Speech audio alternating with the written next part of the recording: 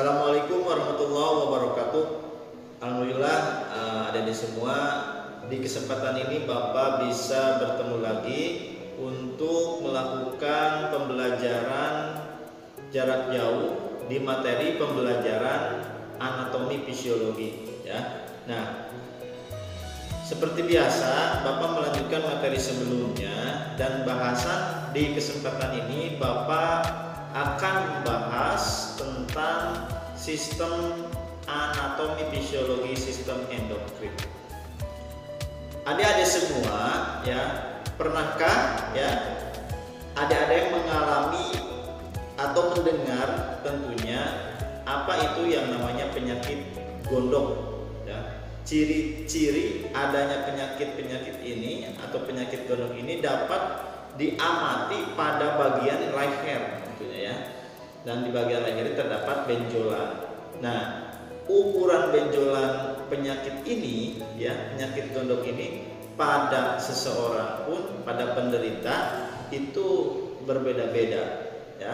Nah, benjolan di bagian leher yang kecil itu biasanya tidak menimbulkan keluhan apapun ya kalau masih kecil ya. Meskipun benjolan tersebut dapat menyebabkan seseorang sulit menelan dan mempengaruhi pernapasannya ya.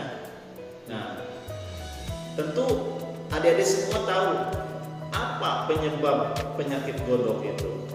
Dan penyakit gondok itu disebabkan karena adanya apa? Tentunya ada gangguan di yang namanya di sistem endokrin, yaitu kelenjar tiroid ya.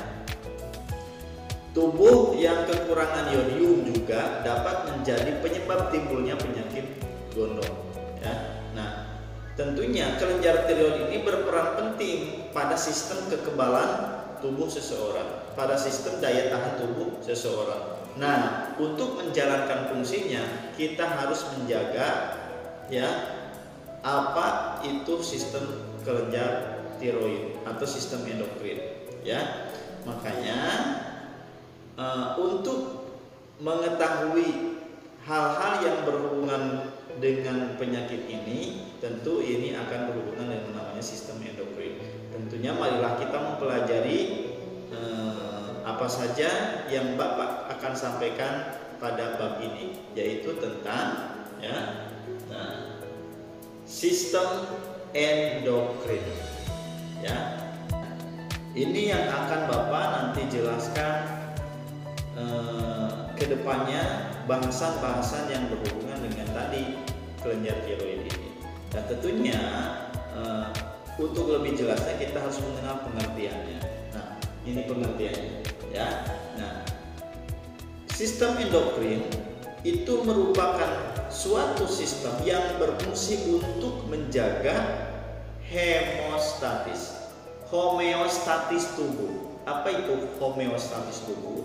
Homeostatis tubuh adalah keseimbangan tubuh. Jadi tubuh itu nanti supaya seimbang, nah maka yang melakukan fungsinya adalah sistem endokrin ini ya. Nah, homeostatis ini apa?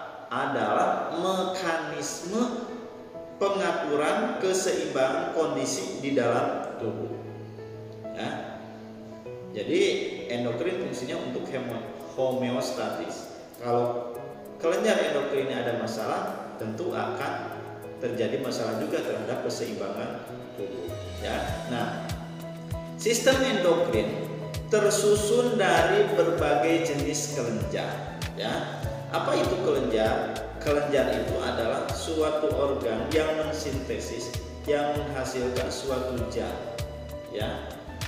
Itu kelenjar. Nah, adapun kelenjar ini atau merupakan organ tubuh ini yang itu dapat menghasilkan atau memproduksi zat ya. Jadi si kelenjar ini dapat menghasilkan zat.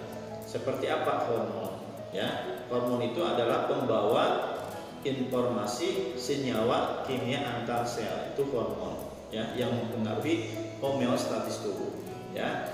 Ada juga saliva. Saliva itu adalah air liur, ya, senyawa cairan dari mulut, dan juga keringat. Nah, ini merupakan hasil dari pada zat dari kelenjar itu, ya. Nah, dari semua, ya. Nah, ada yang namanya macam-macam kelenjar, ya. Kelenjar itu ada dua, ada kelenjar endokrin, ada kelenjar eksokrin, ya. Pertama, kelenjar endokrin. Kelenjar endokrin adalah kelenjar yang melepaskan hormon ke jaringan sekitarnya dan umumnya memiliki banyak pembuluh darah. Ya, nah itu kalau endokrin, jadi umumnya memiliki pembuluh darah, ya. Ketika si hormon dilepaskan ke dalam jaringan itu meliputi pembuluh darah. Dan limpatik. Limpatik adalah suatu senyawa kelenjar getah bening, ya, kelenjar limpa. Nah, itu ada cairan bening di dalam kelenjar itu, ya, yang mana yang menerima hormon dari kelenjar tersebut, ya. Yang kedua, kelenjar eksokrin, ya. Nah, kelenjar eksokrin ini adalah kelenjar yang menghasilkan zat non hormonal, jadi bukan hormon. Seperti apa? Keringat, ya. Di dalam tubuh kita memproduksi keringat. Nah, kalau kita lari, nah itu juga termasuk suatu zat, tapi bukan hormon. Nah, itu termasuk dihasilkan dari kelenjar eksokrin. Dan saliva itu adalah air liur, ya, senyawa dari organ mulut, ya. Nah, dan tentunya ini memiliki ductus atau tabung yang membawa zat-zat ke permukaan, ya, internal dan eksternal membran yang ada di dalam tubuh. Itu kelenjar eksokrin, ya. Nah, ini sebuah gambar dari suatu sistem endokrin, di mana sistem endokrin ini terdapat sistem-sistem atau kelenjar-kelenjar seperti ini, ya. Ada kelenjar hipotalamus, ada kelenjar tiroid, ada kelenjar paratiroid, ada kelenjar pankreas, ada kelenjar adrenal, ya, yang tentunya nanti akan dijabarkan. Nah, ini gambaran letak-letak posisi kelenjar yang ada di dalam tubuh seseorang, ya. Ini. Nah, tentunya Bapak akan bahas satu-satu, ya. Nah, pertama, kelenjar endokrin, ya. Nah, kelenjar endokrin ini terdiri dari dua macam. Ada endokrin primer dan ada endokrin sekunder, ya. Nah, fungsi dari endokrin primer ini yang namanya primer tentu adalah untuk fungsinya menghasilkan hormon, mensekresi hormon. Nah, di dalam kelenjar endokrin primer ini terdapat beberapa kelenjar yang harus kita ketahui, dan tentunya kelenjar endokrin ini dari tiap bagiannya mempunyai fungsi karena menghasilkan hormon tertentu seperti hipotalamus, hipofisis, tiroid, paratiroid, timus, adrenal, pankreas, gonad. Nah, ini termasuk kelenjar daripada endokrin primer. Yang kedua, ada endokrin sekunder. Nanti Bapak jelaskan satu-satu, ya, dari endokrin primer ini. Nah, kalau endokrin sekunder ini adalah kelenjar yang mana terdapat di organ, itu di jantung, di hati, di lambung, di usus kecil, dan tentunya juga di ginjal. Nah, ini adik-adik harus memahami kelenjar endokrin yang ada di dalam tubuh manusia, ya. Nah, ini. Nah, hormon yang dihasilkan dari kelenjar ini, ya, hormon yang dihasilkan dari kelenjar tadi kan ada endokrin primer dan endokrin sekunder. Nah, dari kelenjar endokrin ini, ya, yang tadi Bapak jelaskan ada hipotalamus dan lain sebagainya. Nah, yang pertama adalah hormon yang dihasilkan dari kelenjar ini apa? Nah, pertama kita lihat dari kelenjar hipotalamus dan hipofisis, ya. Nah, tentunya yang tadi Bapak sudah diperlihatkan di gambar, ini letak kelenjar hipotalamus ini adalah di bagian otak, ya. Tentu mempunyai fungsinya. Fungsinya apa? Untuk mengatur hampir semua sistem tubuh. Jadi sistem tubuh itu diatur, ya, dikendalikan oleh yang namanya hormon yang dihasilkan daripada hipotalamus, ya. Jadi letaknya itu di mana? Di otak. Itu kelenjar hipotalamus dan hipofisis, ya, yang pertama. Jadi terletaknya di otak, fungsinya untuk mengatur hampir semua sistem tubuh yang ada itu dikendalikan oleh kelenjar hipofisis dan hipotalamus, ya. Yang kedua, ya, kelenjar tiroid. Nah, adik-adik semua, kelenjar ini menghasilkan sebuah hormon. Ada hormon triodotironin, ada tiroksin, dan ada kalsitonin dari kelenjar tiroid, ya. Sekali lagi, triodotironin, tiroksin, dan kalsitonin. Nah, hormon triodotironin ini dan tiroksin juga itu mempunyai fungsi. Fungsinya adalah untuk proses metabolisme sel, ya. Metabolisme itu adalah proses membuat secara kimia terhadap sel tersebut. Jadi proses metabolisme sel, ya. Ada reaksi kimia di dalamnya. Menginduksi konsumsi oksigen, ya. Nah, ini fungsinya. Nanti si hormon ini, karena tubuh itu perlu yang namanya O2, oksigen. Nah, ini yang mempengaruhinya hormon tiroksin dan triodotironin. Dan juga pembentukan eritrosit, ya, fungsinya. Proses tumbuh dan kembang. Jadi manusia bisa menjadi besar, bisa bertumbuh dan berkembang. Nah, itu dipengaruhi oleh hormon tiroid, ya, kelenjar tiroid yang hormonnya triodotironin dan tiroksin. Jadi bisa besar-besar dan bertumbuh dan berkembang. Dan juga untuk aktivitas sistem saraf dan fungsi otak, ya. Jadi dipengaruhi juga oleh hormon triodotironin dan tiroksin, ya. Nah, itu fungsi daripada hormon ini, dan nanti bisa dilihat, dibaca lagi, ya, paparan presentasi Bapak ini. Yang selanjutnya ada hormon kalsitonin di kelenjar tiroid ini. Nah, hormon kalsitonin ini juga berfungsi untuk menghambat reabsorpsi kalsium tulang. Karena apa? Nah, jadi penyerapan kembali zat-zat kalsium yang ada di dalam di dalam tubuh itu oleh hormon ini, hormon kalsitonin. Jadi fungsinya untuk menghambat reabsorpsi, menghambat penyerapan kembali kalsium tulang, ya. Nah, itu, ya. Dan selanjutnya, nah, ada kelenjar paratiroid. Nah, adik-adik semua, kelenjar ini menghasilkan para hormon. Fungsinya untuk apa? Untuk metabolisme kalsium tulang, tentunya pada tulang, ya, pada ginjal juga, dan juga pada usus. Itu fungsi daripada para hormon yang terdapat di kelenjar paratiroid. Jadi paratiroid itu menghasilkan para hormon, fungsinya untuk metabolisme kalsium di mana? Di tulang, di ginjal, di usus, ya. Nah, itu. Selanjutnya ada kelenjar pankreas.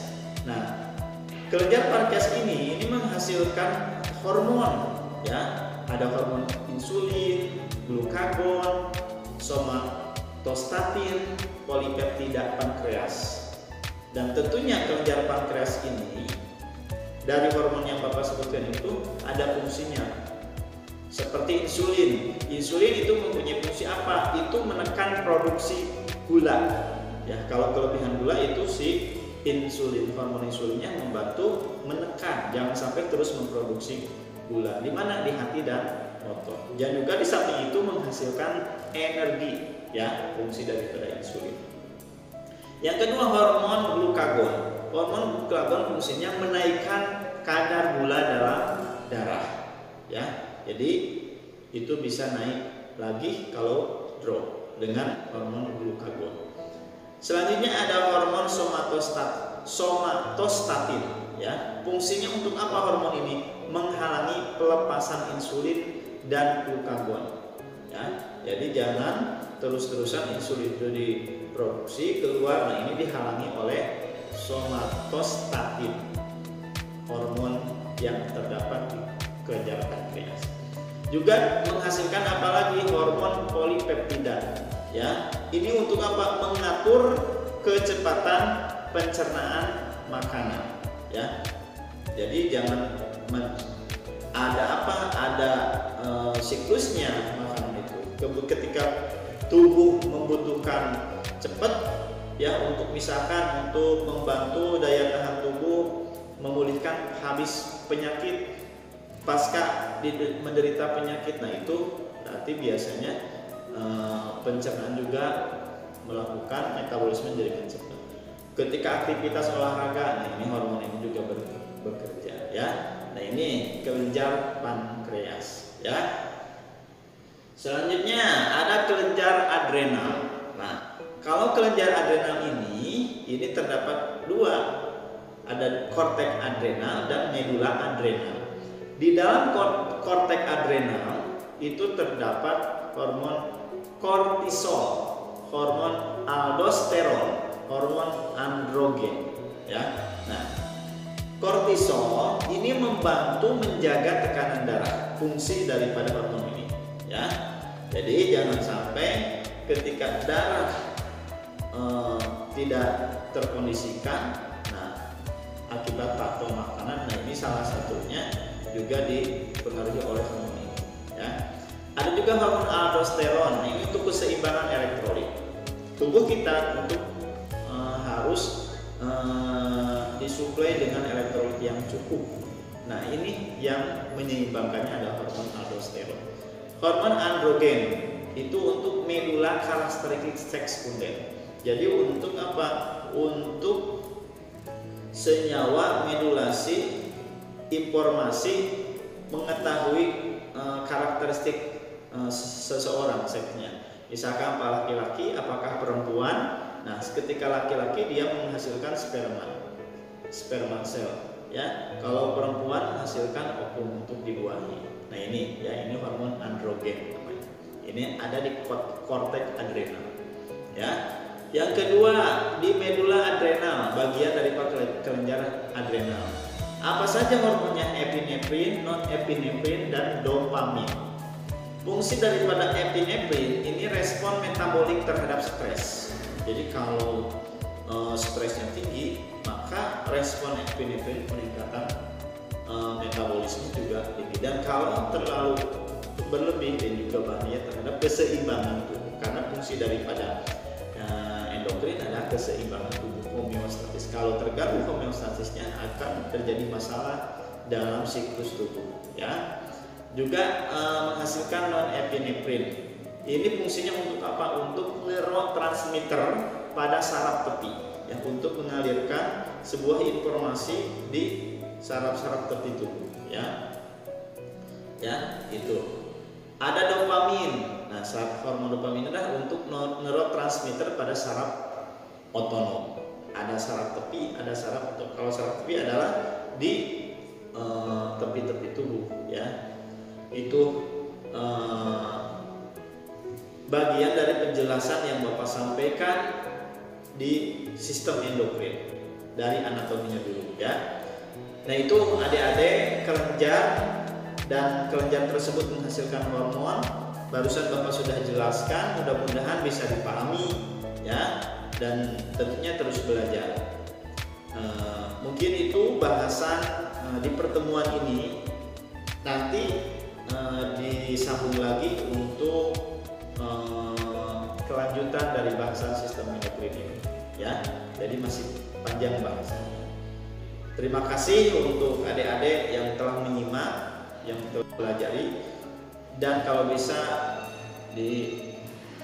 dalami ya. Terima kasih. Wabillahi taufiq wal hidayah. Wassalamualaikum warahmatullahi wabarakatuh.